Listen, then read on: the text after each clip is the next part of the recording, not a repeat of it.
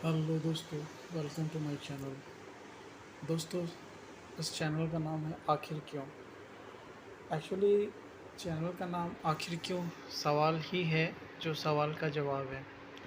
दोस्तों, मेरे चैनल में आप लोगों का बहुत बहुत स्वागत है। मैं आपका दोस्त अनुमित। दोस्तों, आप लोगों से एक रिक्वेस्ट है, अगर आप मेरे चैनल में पहली बार आए हैं तो प्लीज़ चैनल को सब्सक्राइब करना ना भूलें। साथ ही बेल आइकन को दबा करके नोटिफिकेशन ऑन कर दीजिए, ताकि आप लोगों को ऐसे ही प्यारे हिस्टोरिकल वीडियो सुनने को मिलें। दोस्तों, एक डिक्लेमर देना चाहूँगा। इसमें जो भी कहानी में बताए हुए पात्र, घटनाएं एवं जो जगहें हैं, ये सिर्फ एक और सिर्फ काल्पनिक घटनाएं हैं।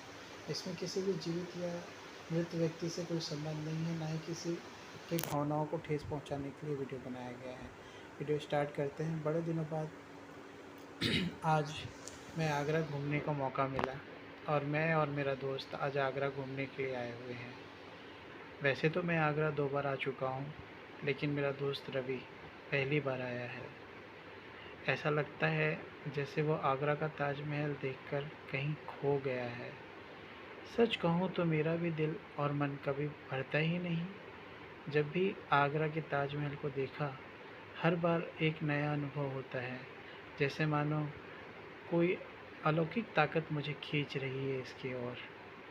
यही सब आज सुबह सुबह जब मैं टिकट लेने के लिए आगरा ताजमहल के टिकट काउंटर पर गया, तो मेरे आगे ही एक बहुत प्यारी सी लड़की खड़ी हुई थी और इधर उधर देख रही थी, जैसे मानो किसी का इंतज़ार कर रही हो। लाइन काफ़ी लंबी हो जाने के कारण उस लड़की को टिकट लेकर के जाना पड़ा।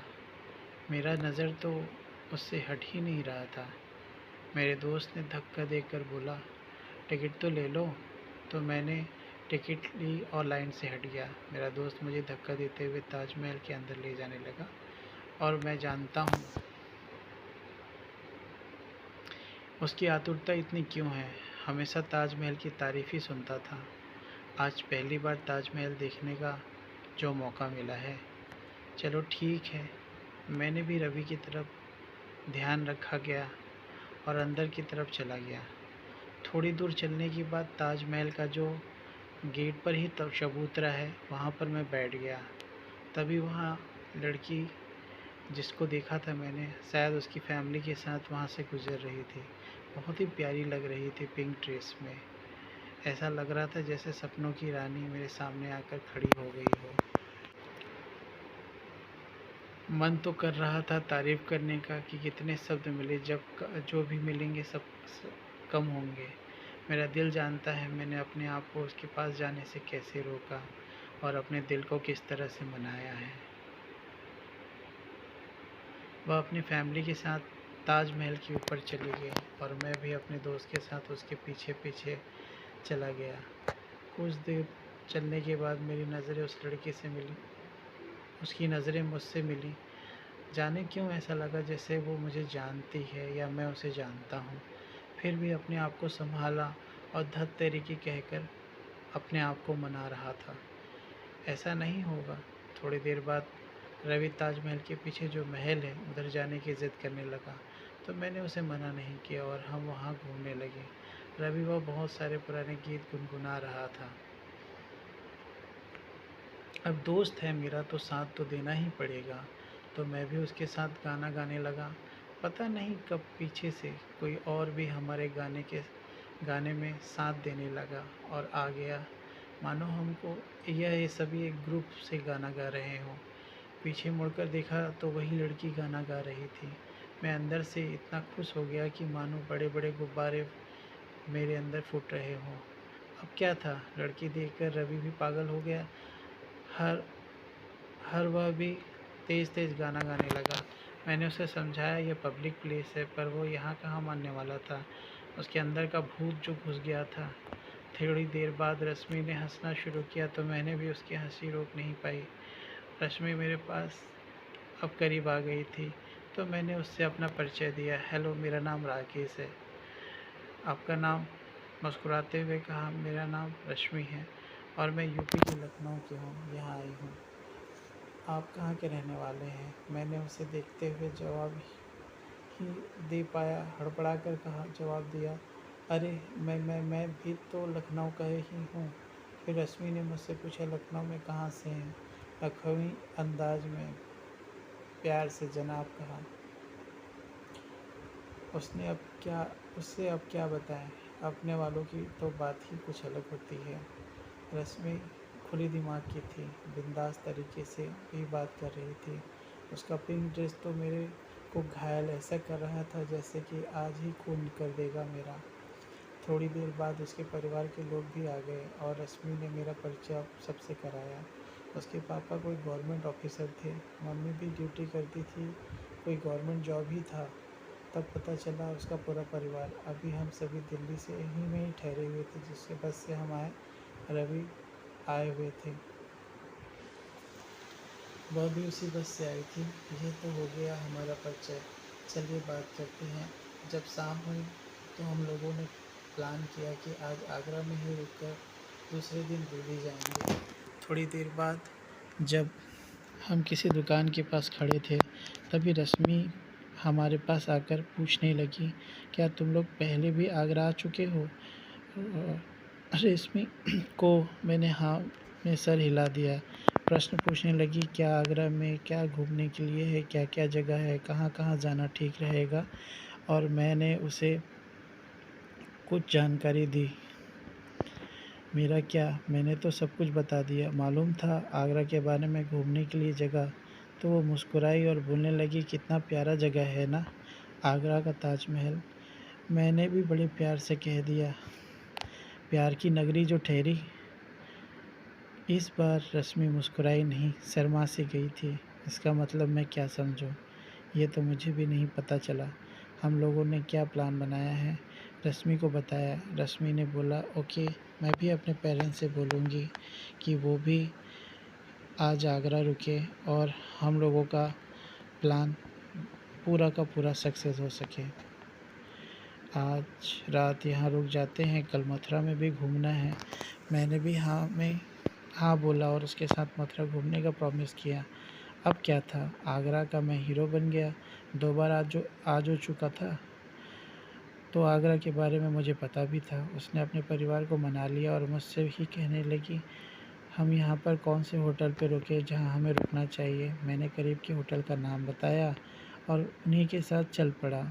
उनके पापा जो है काफ़ी साफ दिल के थे, मुझे भी बेटा बेटा कहने लगे और हम सभी कोई साथ ही होटल की ओर चल पड़े। उसके बाद उनको मैंने याद दिलाया कि मेरा नाम राकेश है, तो उसके बाद राकेश बेटा कहकर मेरा नाम गाने लगे। कुछ दूरी बाद जाने के बाद हमने होटल में रूम लिया।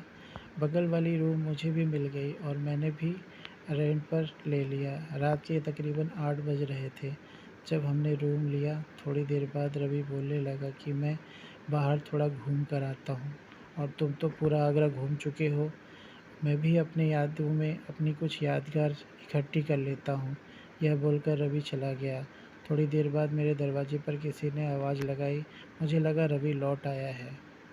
दरवाज़ा खोलने गया तो देखा रश्मि खड़ी थी और मुझसे पूछी, क्या मैं अंदर आ सकती हूँ? मैं दरवाजे के सामने से हट गया। रश्मि अंदर आ गई और पीछे मुड़कर मुझे देख रही थी और बोली, दरवाजे के पास ही खड़े रहोगे? दरवाज़ा बंद करके आ जाओ, तुमसे बात करनी है। मैंने दरवाज़ा बंद किया और उसके साथ बैठ गया। मेरे बेड पर ही वो बैठी थी। और राकेश, तुम्हारे घर में कौन कौन रहता है? मैं अपने बारे में तो पूरा बताने लगा। पता नहीं लगा, बताते बताते वो मेरे करीब आकर बैठ गई। मेरी धड़कनें काफ़ी तेज़ हो गई थी, जैसे मानो दिल की धड़कन इंजन बन गई हो। तुम मुझे बहुत ही अच्छे लगते हो और सच कहूँ तो आई लव यू। मेरे तो पसीने छूट गए थे। उसने मेरा सिचुएशन देखकर समझ गया था मैं अंदर से डर गया हूँ। मेरा हाथ पकड़ा और मुझे समझाने लगी कि अक्सर लड़के लड़कियों को प्रपोज़ करते हैं।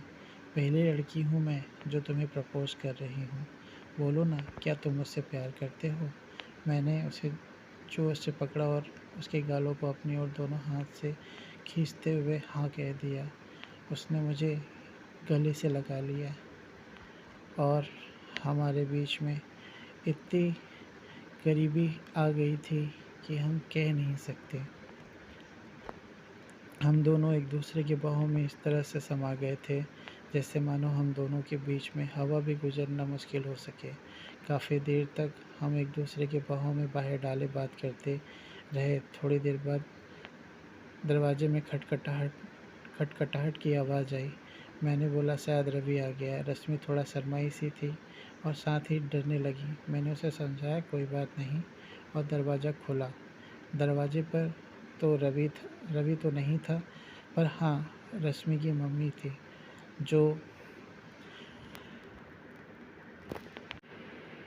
मुझे देखा और बोलने लगी, राकेश बेटा तुम रश्मि के साथ हमारे रूम पर आ जाओ, हमारे साथ ही खाना खा लो।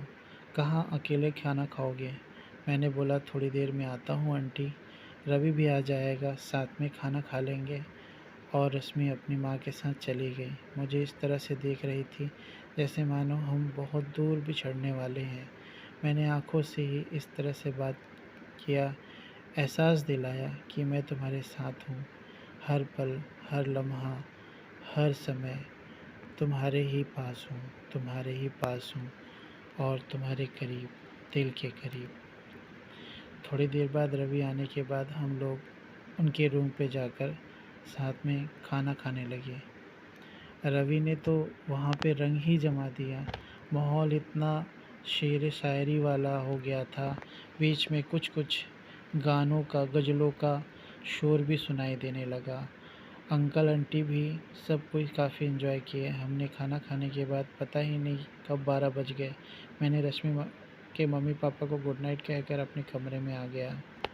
रात गुजर गई। मैं इंतज़ार कर रहा था सुबह का, फिर से रश्मि को देख पाऊँ, रश्मि को करीब से छू पाऊँ और रश्मि से कह पाऊँगा कि तुझे कितना मिस किया, कितनी याद आई तुम्हारी, बिना मैंने कितना समय गुजारा, जैसे दिन महीनों सालों से इंतज़ार कर रहा हूँ। यही सोचते सोचते जाने कब नींद आ गई। सुबह 9 बज रहे थे। रवि उठकर पूरी तैयार हो चुका था। उसने मुझे उठाया और बोला जाना नहीं है क्या? मैं भी हड़बड़ा गया था। मुझे भी समझ नहीं आ रहा था इतनी नींद कहाँ से आ गई। तभी मेरे दिमाग में आया और मैं हड़बड़ा कर उठा, जल्दी तैयार होने लगा। थोड़ी देर बाद रश्मि हमारे दरवाजे पर थी। आज बड़े प्यार से मुझसे गुड मॉर्निंग जनाबे अली कहा और हंसते हुए अंदर आ गई। रवि को तो पता नहीं था ये सब क्या हो रहा है। थोड़ा समझने की कोशिश किया और मुझसे इशारों ही इशारों में पूछने लगा।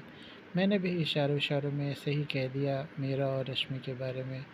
वह जो बेचारा कुछ सोचा कुछ था और हो कुछ और गया। चलो कोई नहीं, हम मथुरा पहुंच चुके थे। सभी जगहों के दर्शन हुए। हमारे हंसी खुशी हमने दिल्ली की ओर अब लौट चले थे।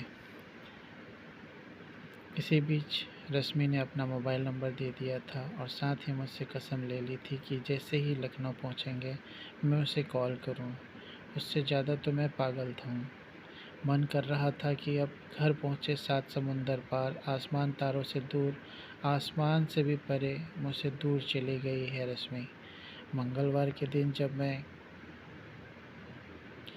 मेरे दोस्त घर पहुँचे, घर जाने की जगह मैंने रश्मि को कॉल किया और उसके घर का एड्रेस पूछा।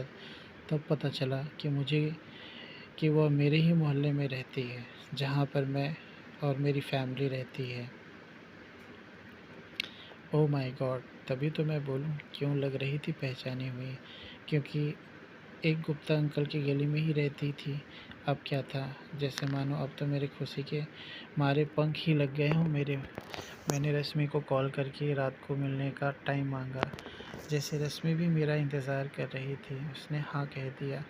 माँ पापा तो टूर का थक जाने के कारण सो गए, इसलिए जल्दी सो गए और वह अपने छत पर आ गई थी और गुप्ता अंकल के छत पर खड़ा हुआ था मैं। गुप्ता अंकल और उनका छत एक दूसरे से जुड़ा हुआ था, इसलिए मैंने दोस्तों वीडियो को हम कंटिन्यू करेंगे, बट एक रिक्वेस्ट है, प्लीज़ चैनल को सब्सक्राइब करना ना भूलें, क्योंकि ये आपका अपना चैनल है, अपने आपका भाई का। तो प्लीज़ सपोर्ट करें, ज़्यादा से ज़्यादा वीडियो को शेयर करें, प्लीज़ लाइक एंड कमेंट करना ना भूलें। मैंने छत पर छलांग लगा के रश्मि के गले लगा लिया और उसे ढेर सारा किस करने लगा। रश्मि भी बहुत बेकरार थी, एक पल का इंतज़ार नहीं करना चाहती थी। मैंने किस करते करते नीचे बैठ गया और उसे लिटा दिया और धीरे धीरे माथे को किस करने के बाद होठों को किस किया। उसकी सांसें ऐसे चल रही थी जैसे मानो कोई कारखाने की भट्टी चल रही हो।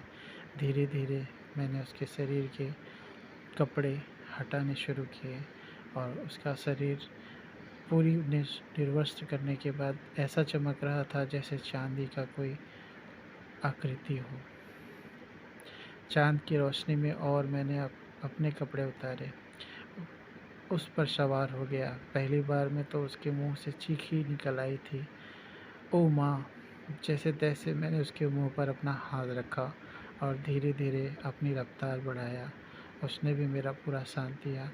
पहली बार का जो मज़ा होता है वह बिल्कुल अलग होता है। थोड़ी देर बाद हम दोनों ही पसीने से लथपथ हो गए थे। उसके बाद मैंने अपने आप को संभाला और उसको प्यार भरी नज़रों से देखने लगा। रश्मि ने भी मुझसे पूछा, क्या देख रहे हो, क्या देख रहे हो? रश्मि ने मुझसे पूछा, क्या देख रहे हो? कभी लड़की नहीं देखी क्या? मैंने कहा, देखी तो हज़ारों है, पर तुम्हारी जैसे तो कभी नहीं देखा। और हम दोनों एक बार फिर से एक दूसरे के साथ में समाने लगे, जैसे मानो आज हम एक दूसरे को खा जाएंगे, जैसे कि मानो हम एक दूसरे को पा लेंगे, जैसे कि मानो इस दुनिया में ये हमारे अलावा और कोई नहीं है। ओके दोस्तों, बीट कंटिन्यू। वीडियो अगर अच्छा लगा तो प्लीज़ लाइक करें, कमेंट करके बताएं कि क्या इस वीडियो को और आगे बढ़ाया जाए। शेयर करके दोस्तों को भी बताएं ताकि वो भी इंजॉय कर सके इस प्यारी वीडियो को। और सब्सक्राइब करना ना भूलें दोस्तों, क्योंकि ये चैनल सिर्फ़ और सिर्फ आप लोगों के लिए है। जितना सपोर्ट हो सके उतना सपोर्ट कीजिए, क्योंकि आप लोगों के लिए ही हम वीडियो बनाते हैं ताकि आप लोगों का मनोरंजन हो। आशा करता हूँ कि ये वीडियो आप लोगों को अच्छा लगा होगा। वीडियो देखने के लिए थैंक यू। आशा और